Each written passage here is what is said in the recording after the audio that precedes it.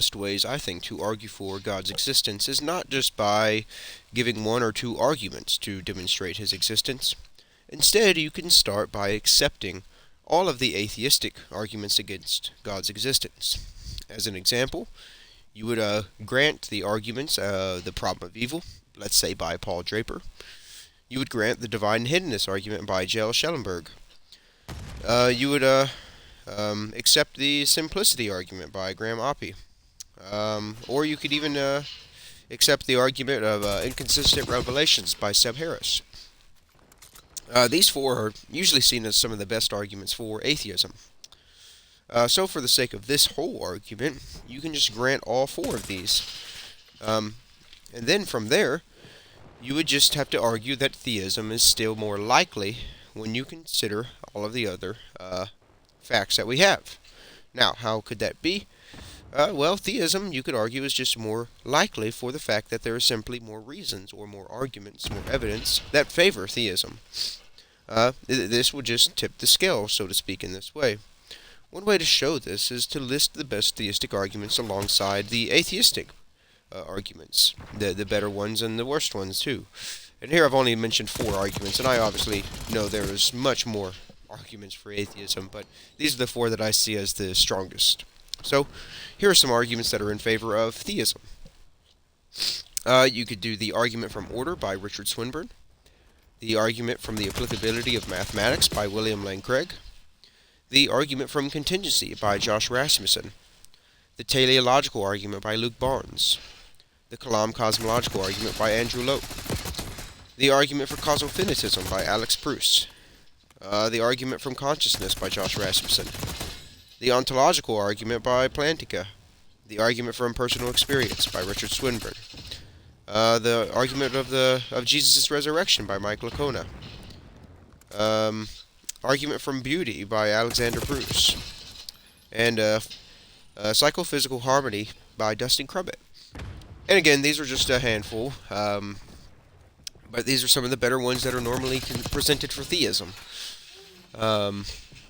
So I think when you sit down, and this isn't even just like 12 arguments for theism, 4 for atheism. You could pick 4 or 5 for theism if you wanted to, and you could still make the same kind of argument. I'm just going over the ones that some really like, and I don't want to get rid of all of these. But you could just simply argue that these are just more, make it more favorable that theism would have to be true.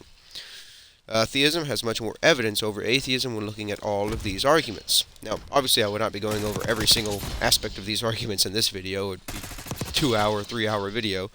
But I can do an in-depth video on going over these arguments individually if anybody would like. Now, for a quick objection, maybe the atheist rejects all of the arguments for God and believes atheism is still the more logical conclusion. Maybe every single of the 12 arguments that I just gave fail in one way or another. Well, then at that point, you'd be back to square one, arguing which ones work and which ones don't. At this point of view, you could just say, well, let's say we invalidate 7 of these arguments, and we only have 5 left. And at this point, you would just have to argue that these 5 arguments are stronger, or make it more likely that theism is true over atheism. And it may not even have to be that, 5 is more than 4 kind of thing. That's not necessarily the argument, but you could put it that way if you felt. But more so the argument is these arguments favor theism much more strongly in comparison to atheism. Even if there was 2 good arguments for atheism and there was 4 bad ones or 4 good ones for atheism, you could still say that theism is more likely given the strength of the particular arguments that you like. Let's say perhaps if you wanted to use the Swinburne's orderliness of the universe and the teleological by Luke Barnes, you could take those 2 and say these 2 trump every single other argument for atheism. So it's not necessarily that, oh well, I have more arguments, therefore theism is more likely. You could do that, but at that point you would just have to argue how every single one of these work and whatnot, which is a route you could take. But a lot of these may even split down the middle. Let's say other argumentations Kalam is another one that's gosh, a pretty rough one to continue to support today. That it has a lot of things that are still debated and what have you. But in full, you're basically just going to be looking at all of these in that kind of favor. Do you have more reason to believe in theism over atheism? And that's the crux of this point of view here.